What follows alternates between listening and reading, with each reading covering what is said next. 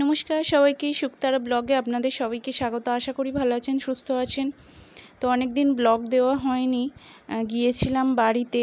তো বাড়ি থেকে ফিরতও এসেছি উড়িষ্যাতে। তো মধ্যিখানে অনেকগুলো দিন কেটে গেছে আর কি। তো কিছু করার নেই, শরীর খুবই অসুস্থতার কারণবশতই দেওয়া হয়নি। সেই বিয়েবাড়ির ব্লগটাই দিচ্ছি এখন এতদিন পর। তো এই যে সেজে গুজে রেডি হয়ে গেছি বিয়েবাড়ি যাবো বলে। এটা হচ্ছে গায়ে হলুদের সাজ। তো আমি ভাবলাম একটু দেখাই, আমি যতটুকু পেরেছি নিজেই সেজেছি। তো আমি দেখাচ্ছিলাম ওর বাবাকে ভিডিওটা এরমভাবে বানাতে হয়। ও এরকম লম্বাভাবে ফোনটা ধরেছিল, তো আমি দেখিয়ে দিলাম যে এইভাবে বানাতে হয়। আর এই যে দুষ্টুটাকে দেখুন, খালি ওখানে গিয়েও গাড়ি নিয়ে বসেছে খেলার জন্য। তো আমি বললাম কি রে, চল বিয়েবাড়ি যাবো। সে তো গাড়ি সাজাতে বসেছে, আর ওর বাবাও এসে রেস্ট নিচ্ছে। আমি বললাম কি, ও চলো যাবো তো সেজে গুজে। আর এই হচ্ছে আমার দিদির ছেলে, সে এখনো কার্টুন দেখে। তো কার্টুন দেখতে দেখতে হচ্ছে দই খাচ্ছে আর কি। দই এনেছিলাম, গরমেতে দই তো খুবই ভালো লাগে, সবারই প্রিয় আর কি। যাই হোক, আমার তো ভীষণ প্রিয়। তো ওই যাচ্ছিলাম বিয়ে বাড়ি। বিয়েটা হচ্ছে দিদির মেয়ের বিয়ে, তো বঞ্চির বিয়ে। একটু দূরে, মানে আমার বাপের বাড়িতেই ওরা থাকে, মানে ওটাও ওর বাপের বাড়ি, তো ওখানেই ওরা থাকে। আর এই যে দিদিরাও এসে গেছে, তো ভাবলাম যে একসাথেই বেরোবো। ওকে বললাম যে চল তাহলে যাই, একসাথেই যাই আমরা বলে ফিরত চলে যাচ্ছিলাম। বলে ও শাড়ি টাড়ি পরে চেঞ্জ করবে, তারপরে আসবো একসাথে। এই যে এসে পড়েছি বিয়ে বাড়ি, প্রচুর লোকজন। তো এখানে হচ্ছে পুজো হচ্ছে আর কি, বিয়ের যেগুলো কাজ থাকে আর কি হচ্ছে সেগুলোই। আর আমাদেরকে খেতে দিয়েছিল হচ্ছে গরম গরম আলুর দম আর মুড়ি, ভীষণ প্রিয়। আলুর দম আর মুড়ি কার না ভালো লাগে, বাঙালির মানেই আলুর দম। যাই হোক, এই সূচিপত্রটাও নিজে বানিয়েছে হাতে, ও হাতের অনেক কাজ জানে। এটা জামাইবাবুর ফটো। আর এখানে সব লোকজন আর কি ছিল, কথা বলা কওয়া হচ্ছিল। তো যাই হোক, আর এখানে ফটোশ্যুট হচ্ছে। ওদের বাড়িটা একটু বনের ভিতরেতেই, জঙ্গলের ভিতরেতে, মানে একটু বাঁশবাগান আছে চারদিকে আর কি। এই যে ফটোশ্যুট হচ্ছে, একটু দেখছিলাম দাঁড়িয়ে। এই যে কিছু দুষ্টু মিষ্টু বন্ধু। আর বাড়ির ভেতরটা একটু অন্ধকার টাইপের। এই যে সেরকম তো দেখাশোনা করার মতো তো কেউ নেই, ওই জন্য। যাই হোক, আর লোকজন এখানেও অনেক আসছিল। ওদের বিয়েটা অ্যাকচুয়ালি এখানে হয়নি, ওদের বিয়ে হচ্ছে লজে হয়েছে এখানে। তবুও তত্ত্বগুলো সব তো এখানেই এসেছে।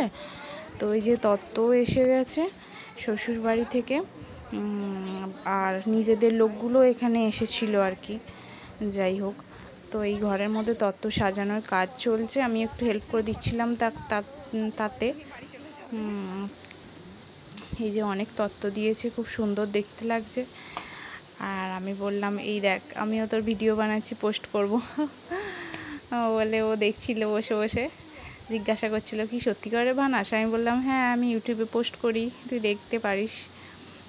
তো এই যে ভীষণ সুন্দর করে তত্ত্ব সাজিয়ে, তারপরে দেখুন কত তত্ত্ব দিয়েছে।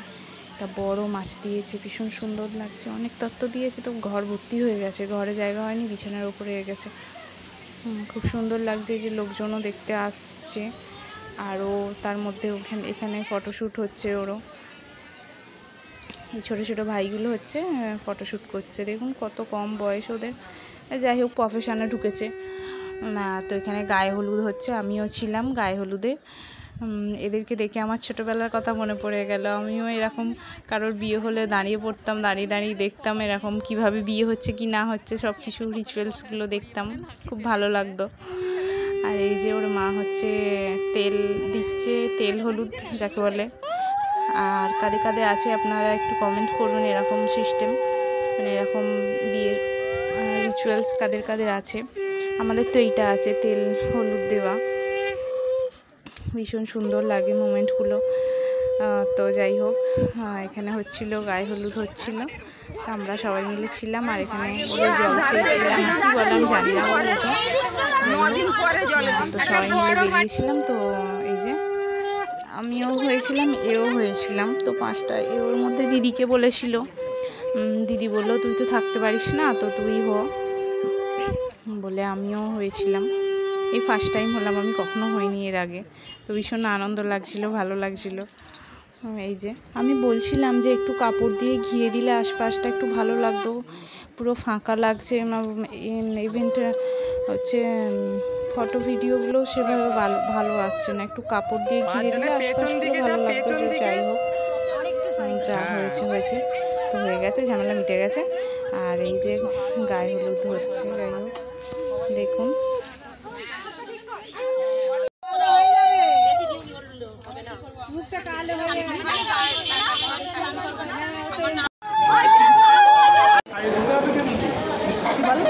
কেন খাই দিতে হচ্ছে বল? হ্যাঁ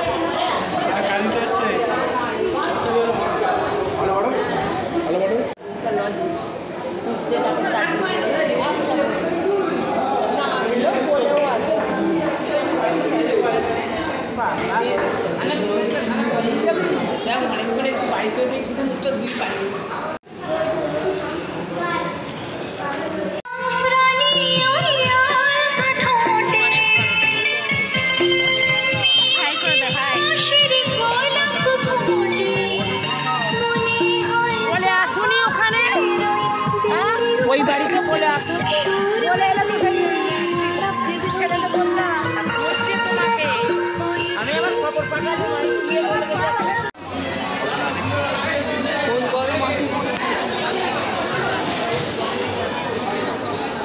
এদিকে দেখা।